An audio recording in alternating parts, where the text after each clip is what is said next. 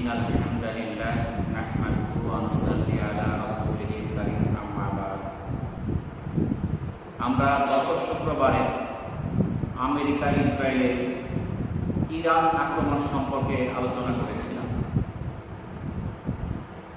আমরা ইতিমধ্যে শুনেছি এই আমেরিকা ইরানের সাথে সাময়িক যুদ্ধবিরতি 2 সপ্তাহের জন্য তারা যুদ্ধবিরতি দিয়েছে,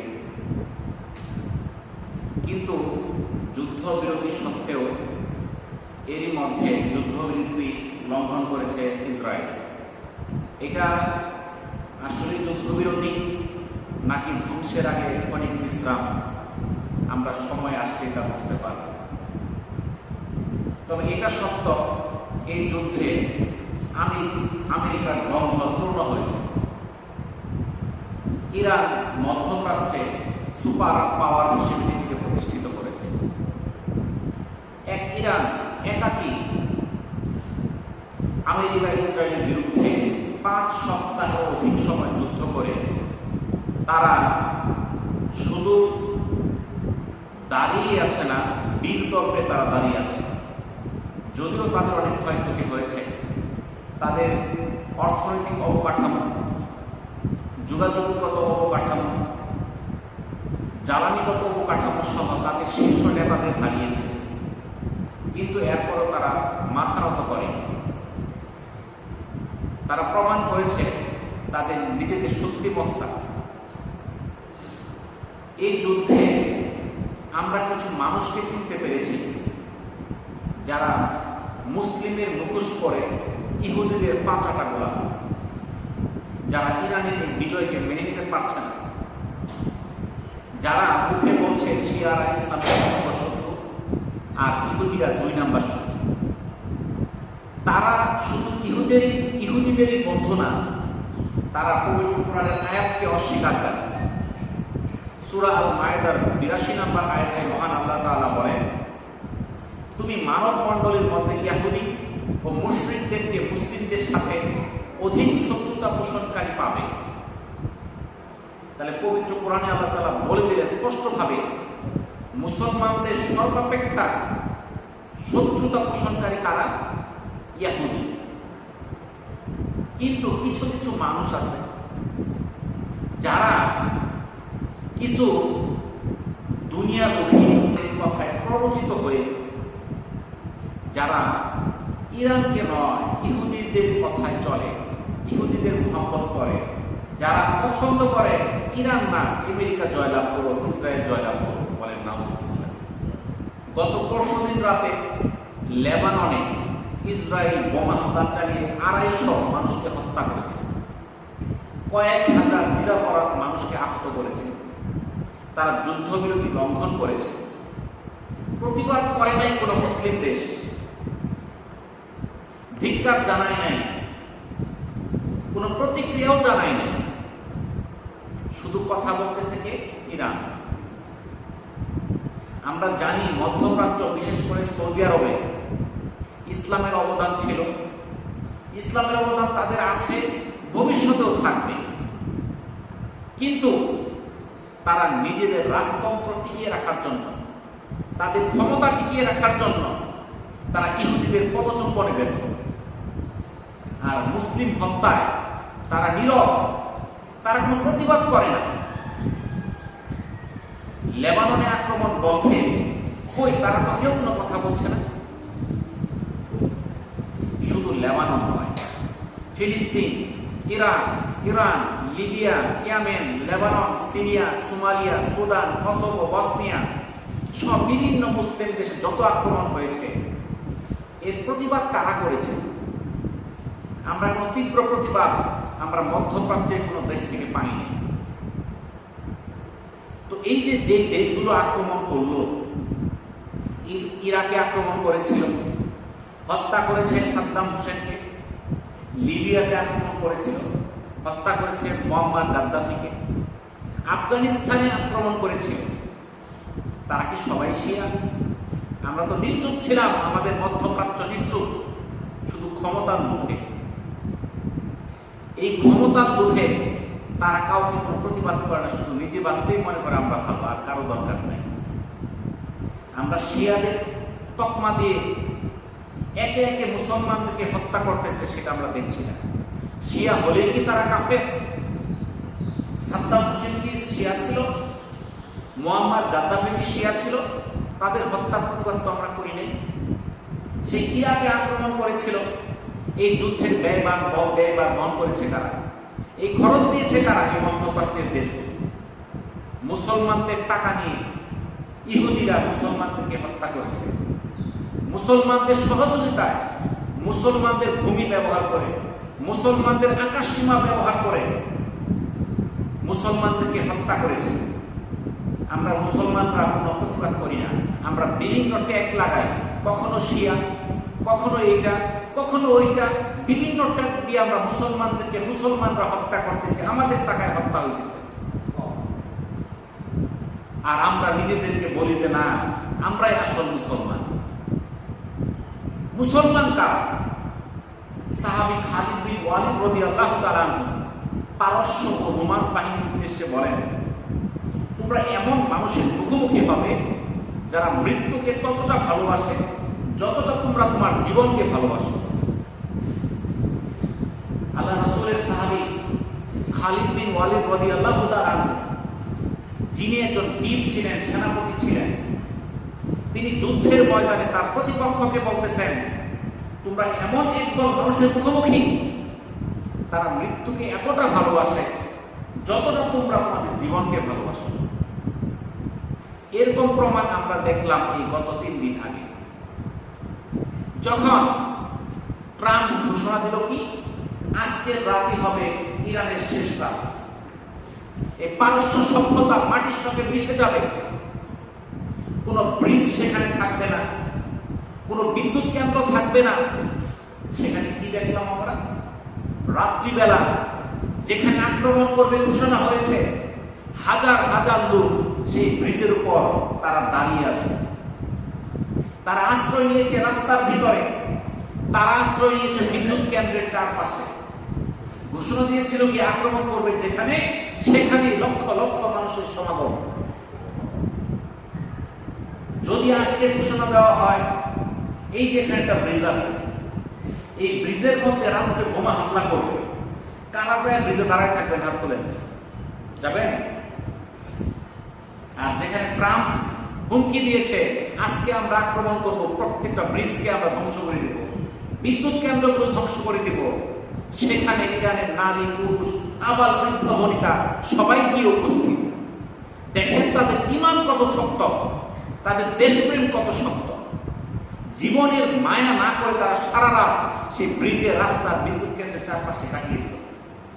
তারা বিশ্বকে দেখিয়ে দিল আমাদের জীবনের চেয়ে আমাদের মৃত্যুটাকে আমরা বেশি পছন্দ করি, শাহাদাতের মর্যাদা আমরা আকাঙ্ক্ষিত থাকি। তারা মৃত্যুকেই পছন্দ করে জীবনের চেয়ে, এটাই তো প্রমাণ হলো সেখানে সেই খালিদ বিন ওয়ালিদের কথা। তাহলে খালিদ বিন ওয়ালিদ রাদিয়াল্লাহু তাআলা যে কথা বলেছিলেন সেটা তো আমরা দেখতেছি। যারা জীবনের চেয়ে মৃত্যুকে পছন্দ করবে তারা কারোর সামনে মাথা নত করবে না, তারা প্রয়োজনে মারা যাবে, জীবনকে বিলিয়ে দিবে, কিন্তু কারোর সামনে মাথা নত করবে না। এটাই হলো মুসলমানের পরিচয়। আজকে আমরা মুসলমান, আমরা নামধারী মুসলমান, নামাজ পড়ি, রোজা রাখি, দান করি, মসজিদ নির্মাণ করি, জিহাদের প্রয়োজন হয়ে যায় তখন আমরা শিয়াদের মতো গর্তে পালাই। এটা মুসলিমের পরিচয় হতে পারে না। মহান আল্লাহ তাআলা বলেন, হে ঈমানদারগণ, তোমরা ইহুদি এবং নাসারাদের বন্ধু হিসেবে গ্রহণ করো না, তারা একে অপরের বন্ধু। তোমাদের মধ্যে কেউ তাদেরকে বন্ধুরূপে গ্রহণ করলে সে তাদের অন্তর্ভুক্ত হবে। আল্লাহ জালিমদের সৎপথে পরিচালিত করেন না। এটা সূরা মায়েদার 51 নম্বর আয়াতের অর্থ। আল্লাহ তাআলা পবিত্র কোরআনে সুস্পষ্টভাবে বলে দিলেন, তোমরা ইহুদি এবং নাসারাদের বন্ধু হিসেবে গ্রহণ করো না, কারণ তারা একে অপরের বন্ধু। কিন্তু আজকে দেখা যাচ্ছে আমরা মুসলমান হওয়া সত্ত্বেও অনেক দেশ আছে, অনেক ব্যক্তি আছে যাদের বন্ধুত্ব হচ্ছে সেই ইহুদি নাসারাদের সাথে। আর যারা তাদের সঙ্গে বন্ধুত্ব করবে তারা তাদের অন্তর্ভুক্ত হবে। যারা আলেম নামধারী কিন্তু তারা ইসরায়েলকে বন্ধুরূপে গ্রহণ করে, তাদের বিজয়কে বিজয় মনে করে, তাদেরকে বয়কট করা আমাদের দায়িত্ব। আমরা বিভিন্ন মসজিদ পরিচালনা করি, আমরা বিভিন্ন মাদ্রাসা পরিচালনা করি, আমরা বিভিন্ন সভা সমাবেশ করি। সেই সবার মধ্যে আমরা তাদেরকে যেন বক্তা হিসেবে না দেওয়া দেই যারা সেই ইসরায়েলের পক্ষে কথা বলে, যারা চায় ইরান নয় ইসরায়েল জিত, তাদের পক্ষে যারা ইসরায়েলের পক্ষে যারা কথা বলবে আমরা তাদেরকে বয়কট করব।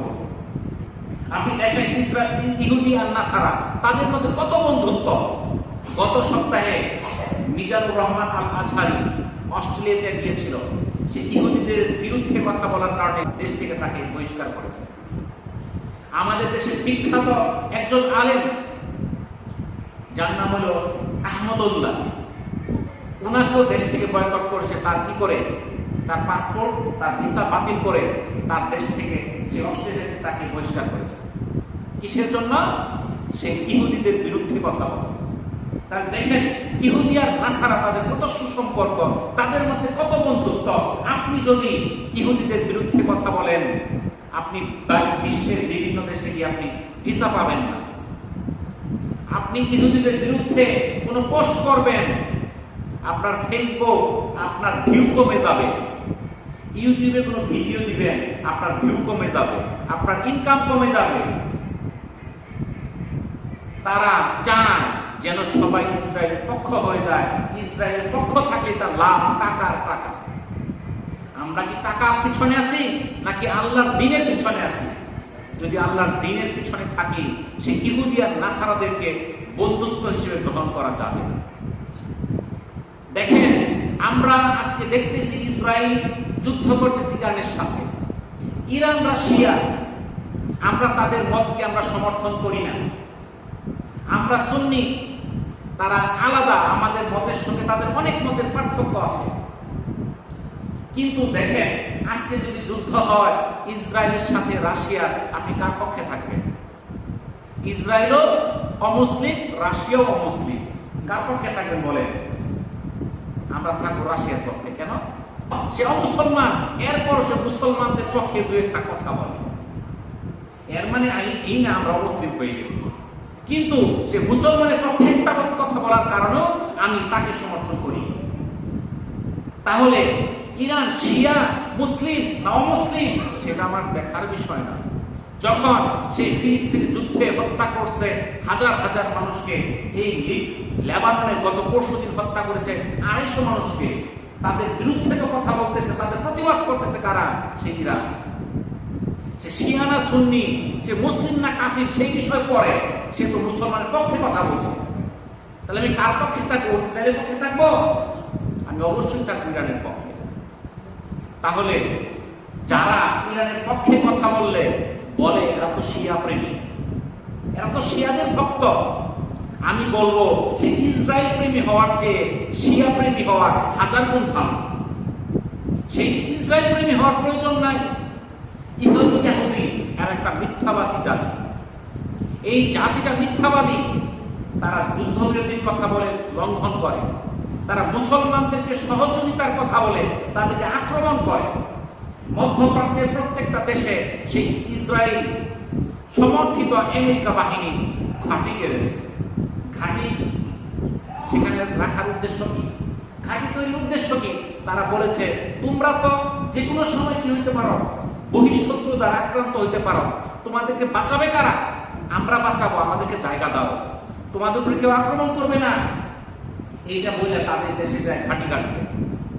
কিন্তু এই যে যুদ্ধ হইল, এই যুদ্ধের মধ্যে দেখা গেল এই ইসরায়েল যাদের বন্ধুত্ব হলো মধ্যপ্রাচ্যের সাথে, সৌদি আরবের সাথে, সেই সৌদি আরবে হামলা করেছে ইসরায়েল। কেন? তারা বলবে এই অস্ত্র, এই বোমা তো আমি ফেলি নাই, এটা ফেলছে ইরান, এখন তুমি তার সঙ্গে যুদ্ধ করো। আমাদের দেশে কিছু লোক আছে না, নিজেরাই ক্ষতি করে আরেকজনের ফাঁসানোর চেষ্টা করে। এরকম ভাবে ইসরায়েল সৌদি আরবে আক্রমণ করে ফাঁসাইতে চাচ্ছে কাকে? ইরানকে। তাহলে তার উপকার করতে চাই, বলছে তোমার উপকার করবো, এর উপকার করলো না, ক্ষতি করলো। আল্লাহ তাআলা পবিত্র কোরআনে সূরা ইউসুফের 5 নম্বর আয়াতে বলে নিশ্চয় শয়তান মানুষের প্রকাশ্য শত্রু। তাহলে এই আয়াতের পরেও কেউ কি শয়তানের সঙ্গে বন্ধুত্ব করবে? করতে পারে না।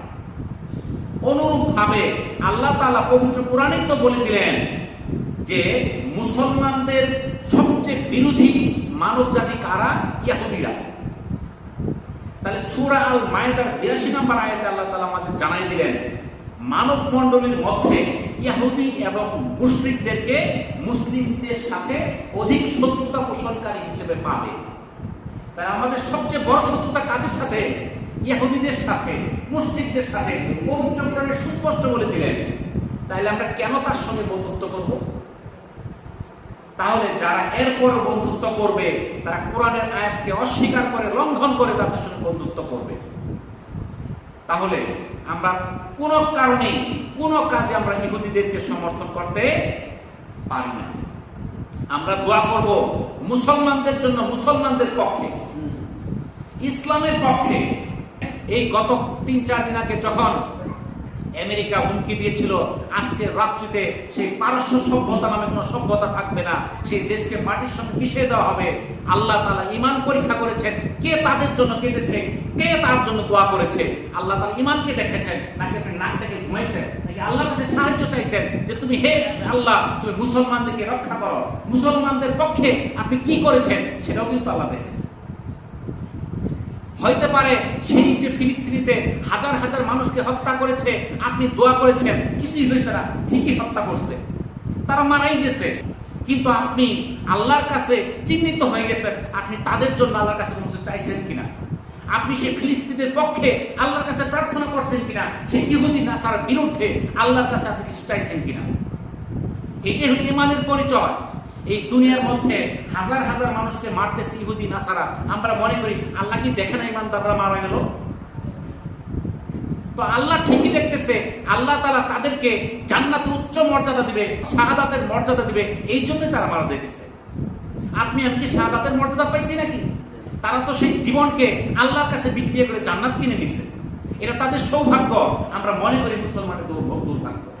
মুসলমান কখনো জীবনকে নিয়ে তারা ভয় পায় না, তারা জীবনের চেয়ে মৃত্যুকে পছন্দ করে, তারা জীবনে বেঁচে থাকার যে শাহাদাতের মর্যাদাকে তারা আকাঙ্ক্ষিত মনে করে। আমরা কখনো ইহুদি নাসারাদের পক্ষে থাকবো না, তাদের অনুসরণ করব না, তাদের থেকে আমরা সবসময় দূরত্ব বজায় রাখবো। এটা হচ্ছে আমাদের ঈমানি দায়িত্ব। তো যাই হোক, আমরা যে কথাগুলো বললাম আমরা আমল করার চেষ্টা করি, আমাদের কথায় কাজে তা বাস্তবায়ন করার চেষ্টা করি। আর আমরা সারা বিশ্বের মুসলমানদের জন্য আমরা দোয়া করি যেন মুসলমানরা জয়লাভ করে, সেই ইহুদি নাসারাদের চক্রান্ত ধ্বংস হয়, ধূলিসাৎ হয়। সেই জন্য আল্লাহর কাছে প্রার্থনা করি। আল্লাহ তাআলা আমাদেরকে তাওফীক দান করুন। ওয়া আখিরুদ দাওয়ানা আনিল হামদুলিল্লাহি রাব্বিল আলামিন। আসসালামু আলাইকুম ওয়া রাহমাতুল্লাহি ওয়া বারাকাতুহু।